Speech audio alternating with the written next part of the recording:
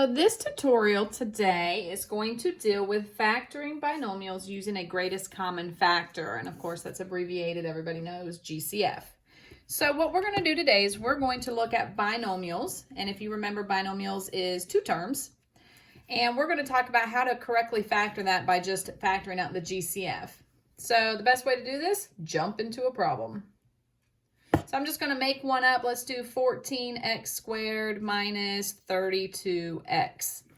And so most students should be able to look at 14x squared and 32 and determine what the GCF is. And if you struggle with determining what that GCF value is, then you can always write out the prime factorization and see what they have in common. Or you can just say, I think it's 2, divide by 2, and see what you have left over. So I usually tell my students they need to know their multiplication facts. It makes this lesson go by a whole lot easier. So the biggest number that I can divide into both 14 and 32 is a 2. And then I also need to be careful if there's variables involved, which obviously there will be. And so you want to take a look at your variable terms, and you want to ask yourself, do they both have an x? And the answer here is yes. And so therefore, what is the biggest number of x's you can divide by without going into the negative? And so what we do, I always just tell my students to take the smallest exponented variable. So this has an exponent of 2. This has an exponent of 1. So who is the smallest? That would be this x right here. So this is my GCF. And what we're going to do to factor using the GCF is we divide by that GCF.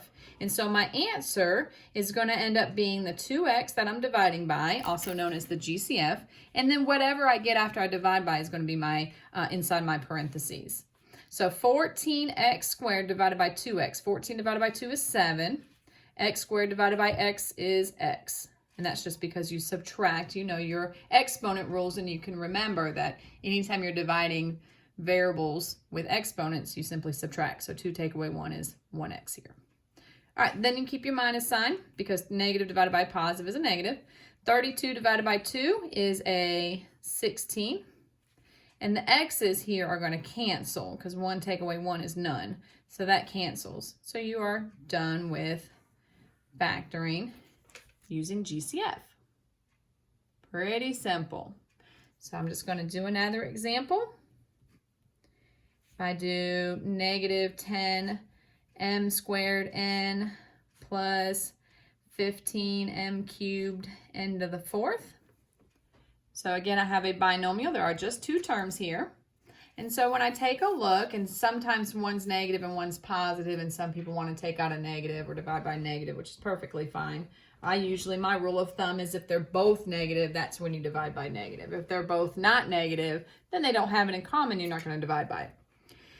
All right, so I'm going to underline my problem here, and I'm going to ask, what is the biggest number I can divide into 10 and 15? What's the largest number you can divide into 10 and 15? And you should have said 5.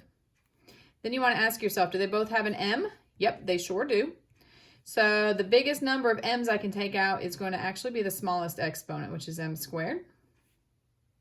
And then they both have an n. The answer there is yes. And the smallest n is this one that's got an invisible 1 on it.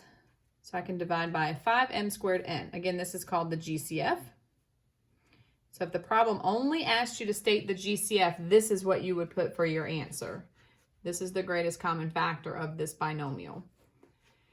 But if they say factor, so there is a difference between just stating the GCF, and then if they tell you to factor, you have to actually write down the GCF on the outside of the parentheses, and you're going to divide, whatever you get goes on the inside. So negative 10 divided by 5 is negative 2. Subtract your m's, so those are going to cancel. Subtract your n's, those are going to cancel. 15 divided by 5 is positive 3. Subtract your m's, because you're really dividing, but the rule for division with variables and exponents is to subtract, so that's why I said subtract. N's, n to the 4th divided by n, you notice subtract, there's an invisible 1 here. So 4 take away 1 is 3. I usually try to remember to put all my little hidden 1s everywhere so I don't lose them. Forget that they're there. So that is how you factor out a binomial using the GCF. Pretty simple. GCF goes on the outside. Whatever you get when you divide goes on the inside. Hope that helped as a quick little review of factoring binomials using GCF. It's a short video. Thanks.